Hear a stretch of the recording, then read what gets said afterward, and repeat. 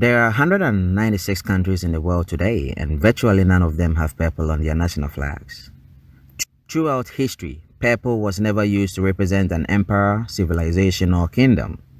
So one may ask, what's wrong with purple? It's such a popular color today. Why would no country use it in their flag? The answer is really simple. Purple is just too expensive. No country have purple on their flags because up until the 1800s, purple was worth more than its weight in gold. The color purple had been associated with royalties, wealth, and power for centuries and centuries and centuries. In fact, Queen Elizabeth I forbade anyone except close members of the family, close members of the royal family, to wear purple.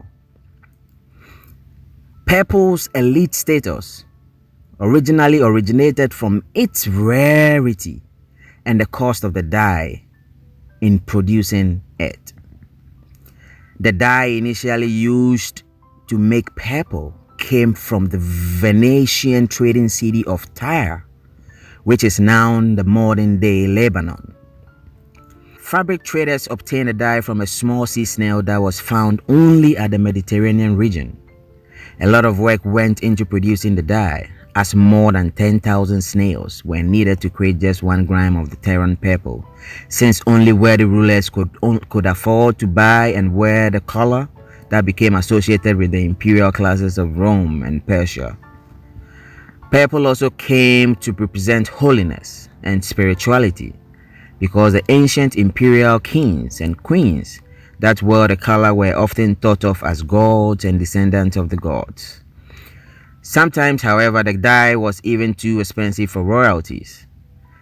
3rd century Roman Emperor Aurelian famously wouldn't allow his wife to buy a shawl made from Tyrian purple slick because it literally cost 3 times its weight in gold.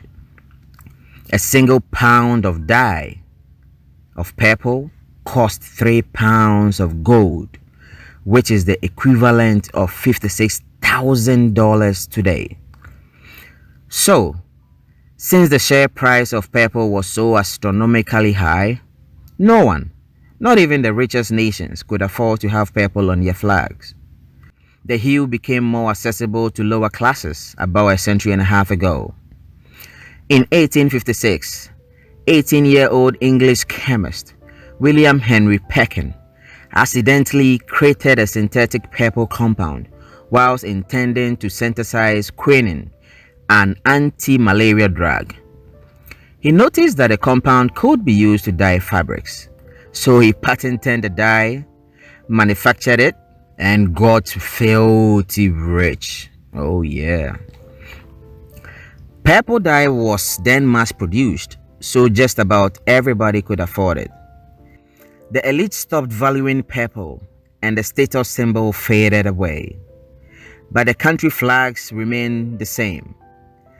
Since the 1900s, a handful of new national flags had been designed, and a few of them had opted to use purple on their flags. So don't be quick in making any bets just yet. Hopefully, you find this interesting.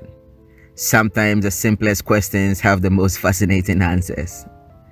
Please subscribe to our channel for more interesting videos like this. Thank you.